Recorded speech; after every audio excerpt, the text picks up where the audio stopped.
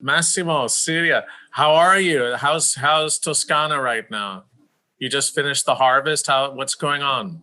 Was not a very simple harvest because we had hot temperature, very hot temperature during summer, but luckily for us, some rains come after many days of dry days at the end of August.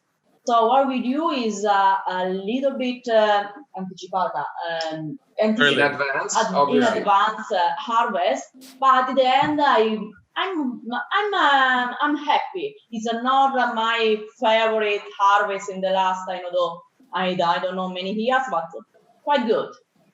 So tell us about 2016, the harvest, what happened, and how it was different than 15, just in terms of the growing season and the harvest. Okay, speaking about 2016, for me is simple if I compare to another very great vintage that is 2015. So both the harvest was very high quality, but was very different because in 2016 we had very slow ripening in the grapes. We had a late harvest, and the acidity and the aromas of the grapes was amazing. So what we do in 2016 is protect this complexity, fruitiness, fruity aromas in the wine from the beginning until the bottle.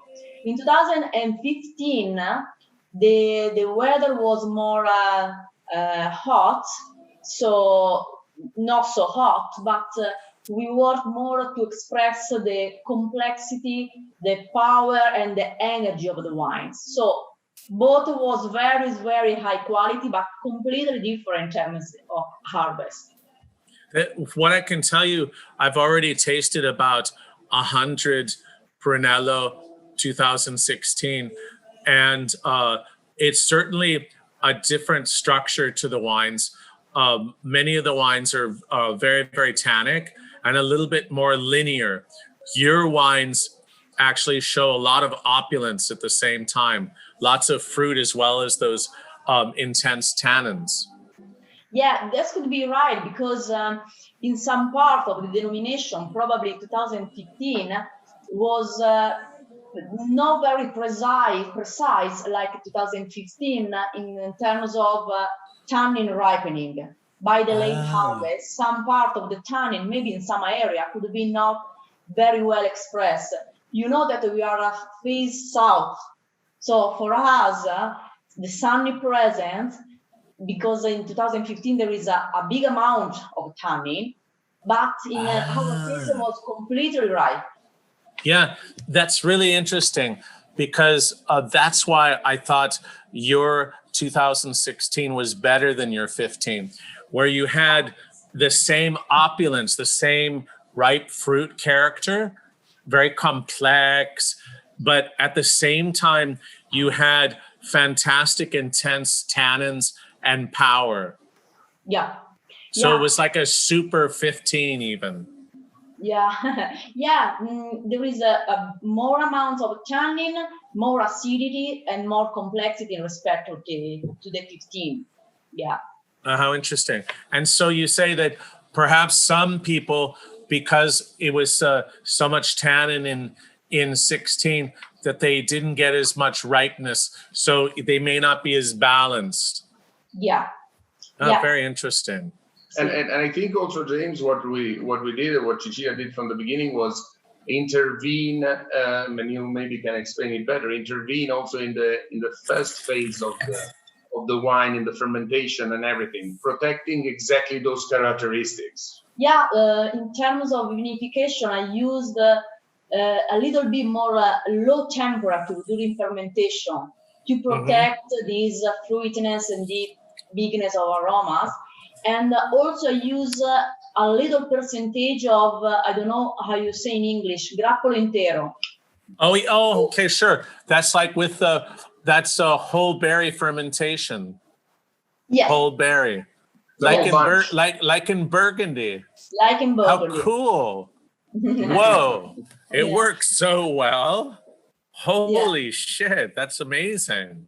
Yeah, so we started some years ago with some little experiment. 2015 was not the right winter to do that. And so we restart again with a good percentage in 2016. And the opulence that you feel in some cases also the results by the complexity that the grappolo intero. Yeah. So did Campo del Drago have any whole berry or no? Yes, he had. Speaking about Campo del Drago, this is the expression of the vineyard more than the vintage. In 2015 was the opposite, because in 2015 the bigness and the opulence by the sun that came and the light that came in 2015 was very easy to perceive in the wine. In 2016 we have the expression of the soil of the area. The wine is very vertical, very fine, very elegant, probably less opulent respect to the Brunello. This is the characteristic of the wine. Yeah. James, so I understood that for the Brunello we have the biglietto da visita, the card.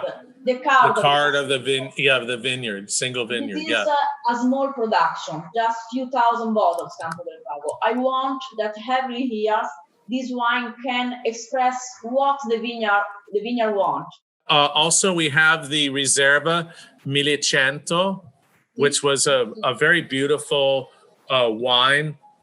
Explain what you try to do with Reserva, because you know that sometimes for me, a lot of Reservas, they don't seem much different or better than just normal bottlings. Not you guys, but let's say in general. I always like to taste and buy some Reserva because like sometimes I forget to buy the normal bottling, so you have another chance. But what are you trying to do with your Reserva?